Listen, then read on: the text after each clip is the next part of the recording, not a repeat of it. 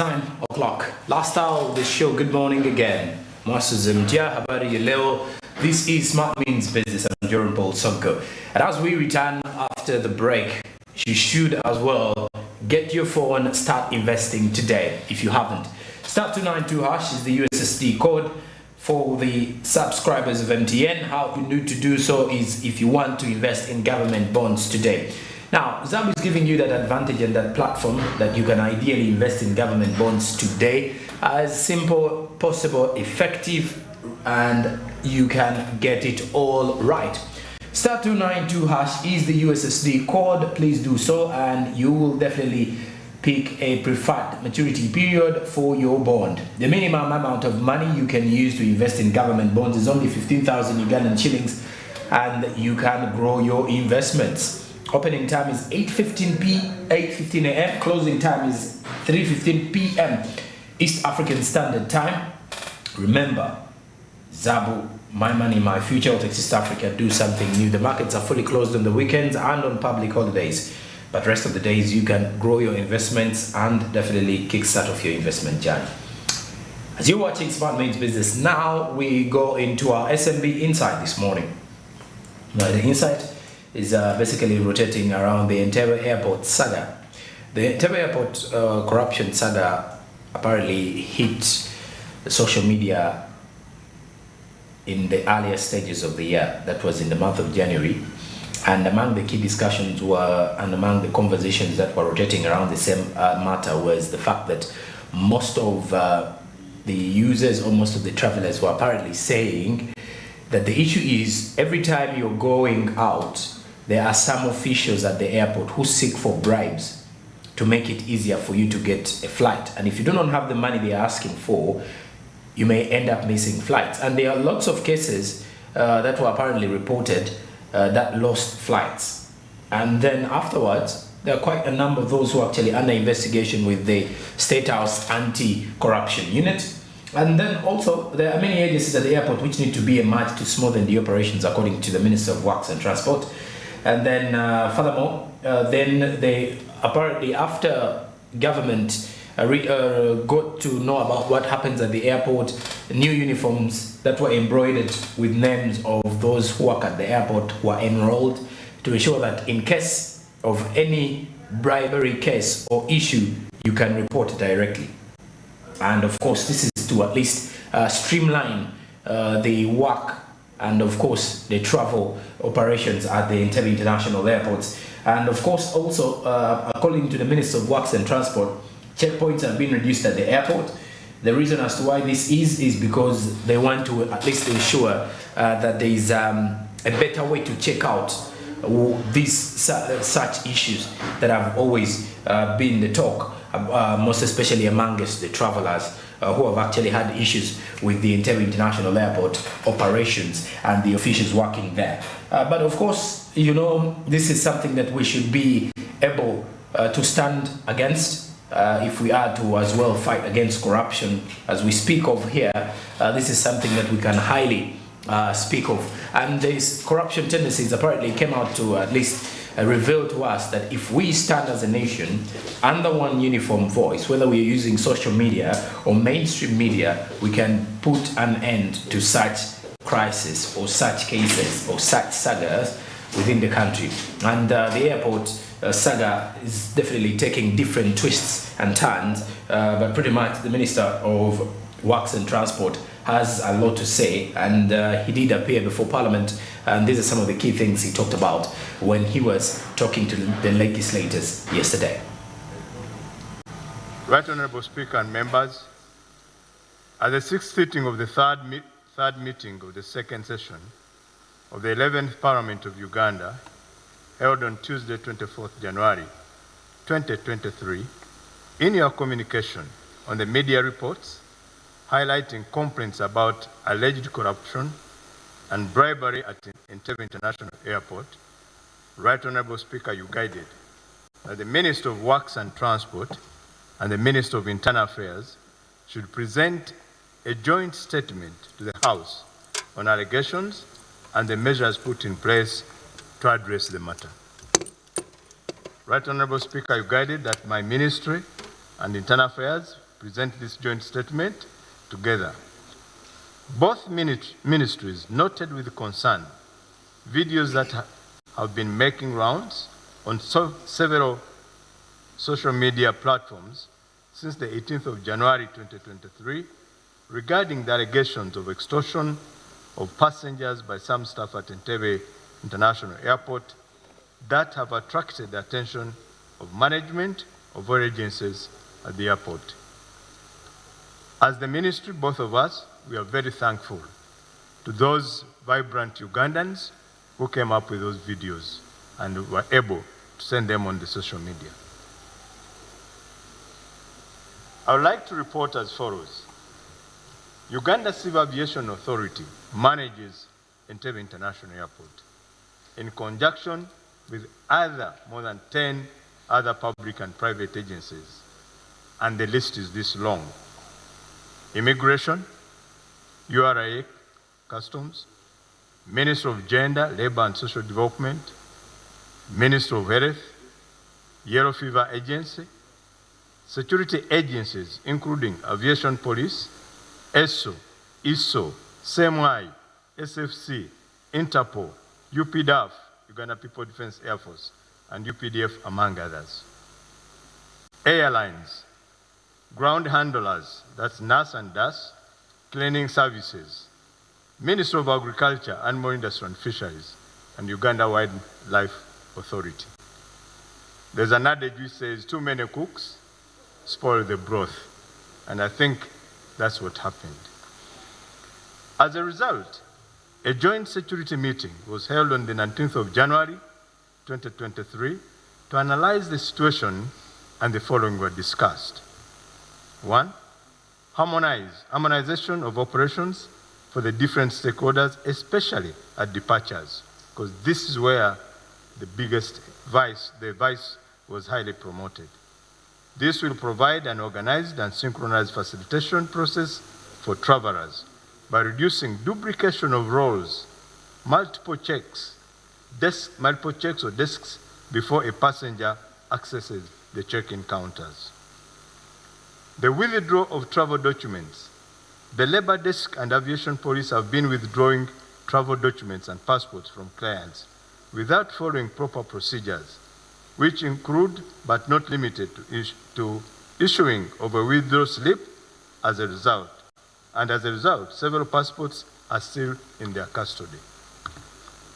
Each agency operating at the airport, security, health, airline, and immigration should reorganize and ensure that the 11 checkpoints that passengers go through are optimized without compromising national security and the traveler international experience.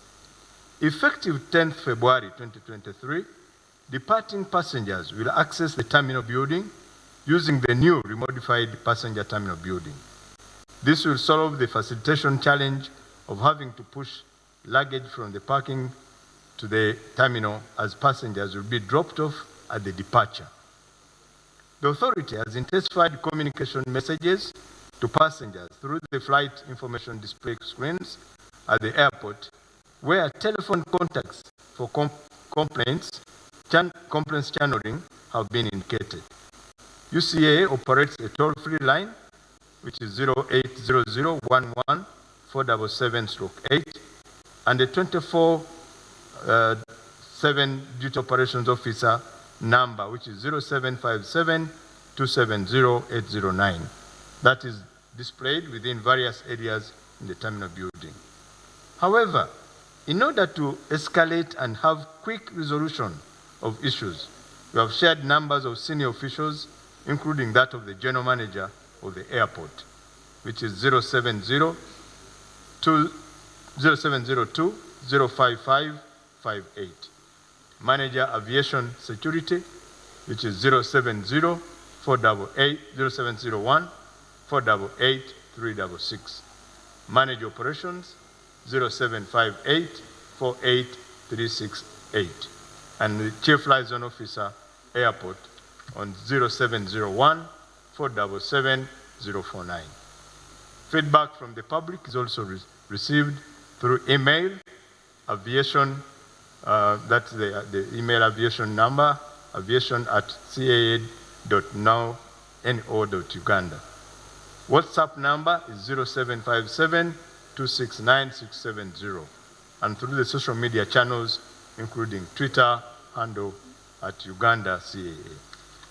The withdrawal of travel documents, passports, is a mandate of the Directorate of Citizenship and Immigration Control, DCIC, and should be the only entity to withdraw them.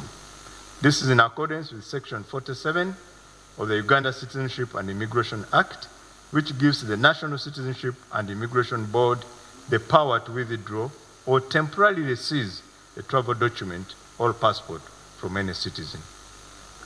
All travel documents and passports in the custody of other agencies at Entebe International Airport should be officially handed over to the DCIC. Indeed, on 25th January 2023, 192 passports, which were in the hands of aviation police, were handed over to the DCIC for further management. The use of personal mobile phones is banned during actual work time or in regular active working area. It is only the supervisors that are exempted. It has been resolved that after a passenger has been exited by immigration at departure, offloading such them for any reason would only take place with the express permission of the Director Airports and Aviation Security or General Manager, Entebe International Airport. Intensifying usage of airport display screens and announcement boards with the messages on flight information at the airport, alerting, reminding passengers not to be compelled to pay any money to anyone in exchange of a favor at the airport. A joint investigation team was set up to ensure that all cases and complaints are well investigated for appropriate action. Actually, even the investigation team from President's office has taken up this matter. All uniformed staff operating at the airport shall have their names embroidered on the uniforms with immediate effect. Continuous customer service training for all stakeholders will continue. Transfer of all staff that have overstayed at the airport. Some of them have been there for more than 15 years. The labor desk has been removed from Entebe International Airport. Engagement meetings were held with the various agencies that serve at Entebe International Airport to harmonize operations of the different stakeholders on departure, with a view of ensuring that some functions are merged and handled more efficiently by fewer agencies to avoid duplication and multiple checks and desks. You have now the roadblock, which is a must, because that's the entry to the airport. You must be checked at that entry, and this is where they check arms, they check your luggage and the baggage, whether it has any items prohibited from travel. We have UA and Avipo, K9 checkpoint. Why? Because there's been a lot of smuggling of animal products, including skins and ivory and rhino horns and extra. Hold baggage checkpoint, check-in counters. This is where you do document verification, and then immigration. So those are the only checkpoints now.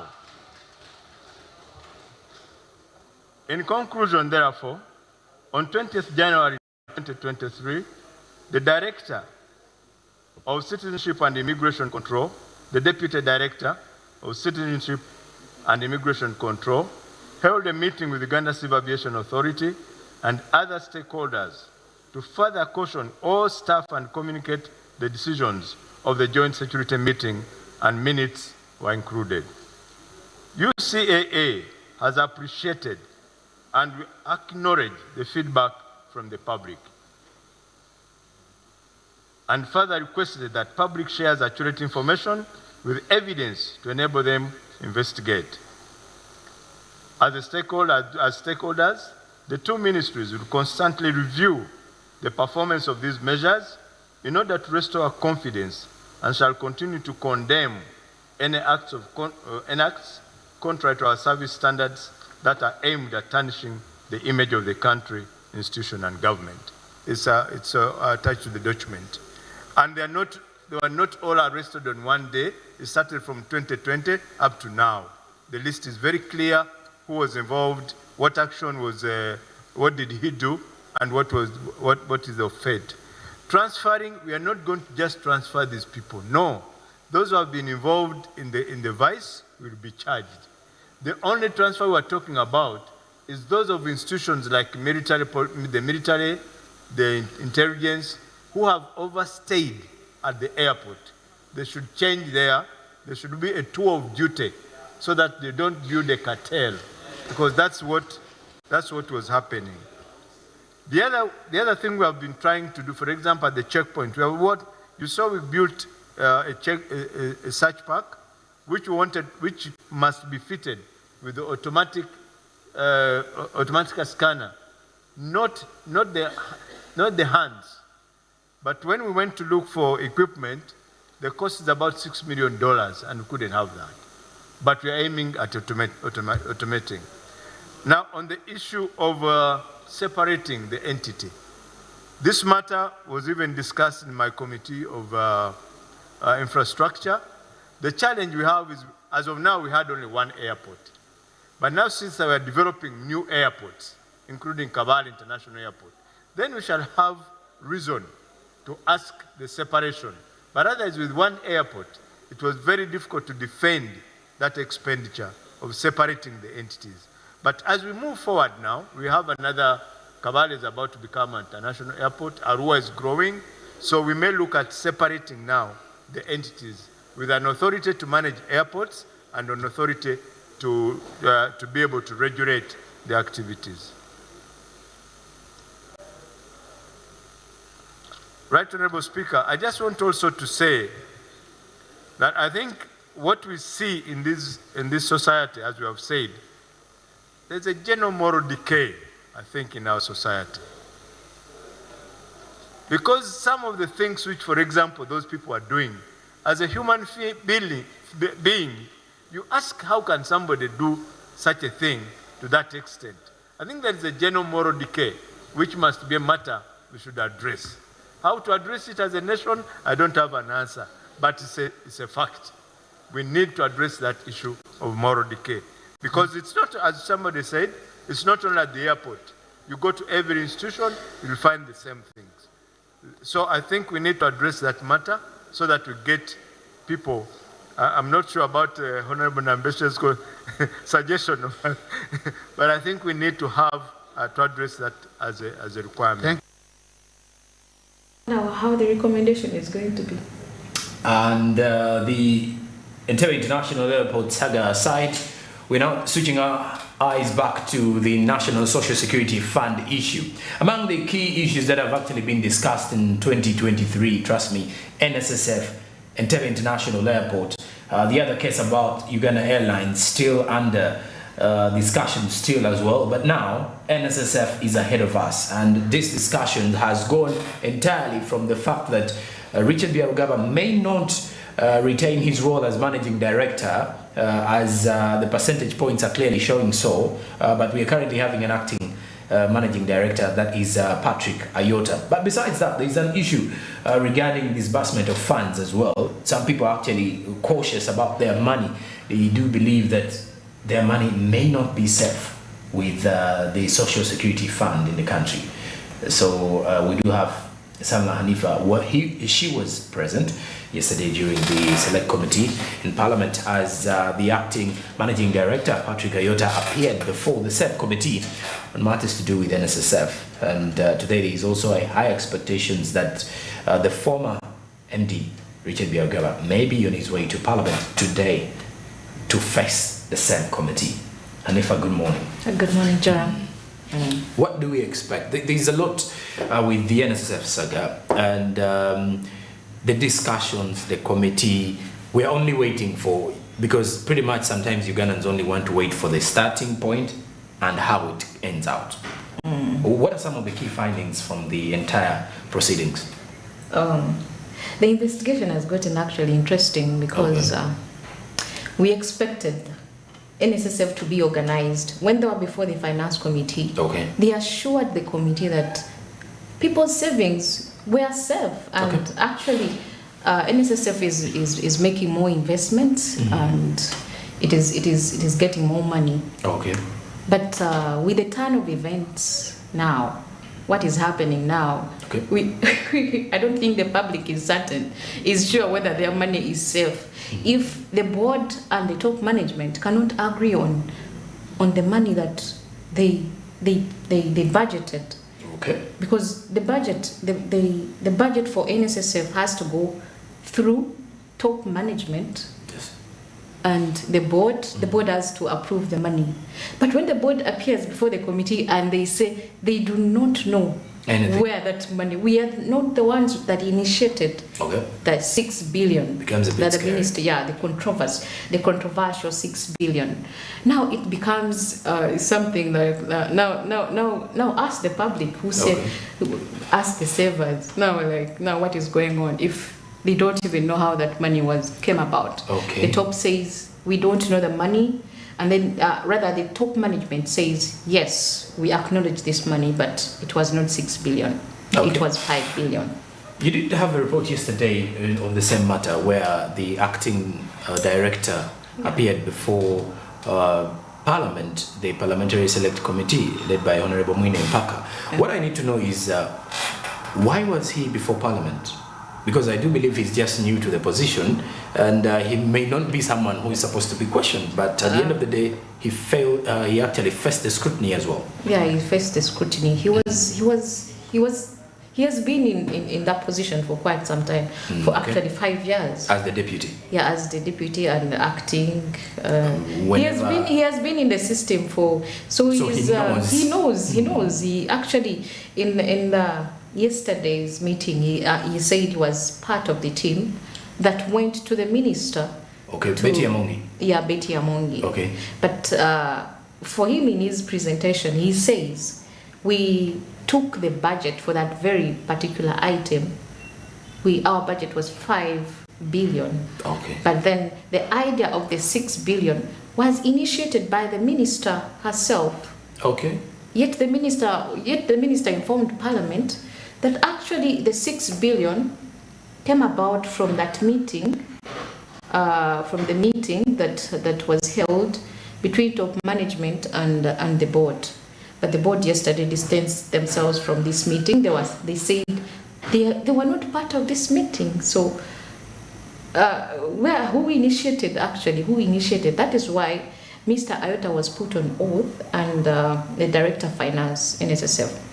Because they were saying contradicting statements, and they were actually contradicting themselves before the committee, which shocked everyone. It shocked everyone. Like everyone was shocked. What is not happening here? Shock.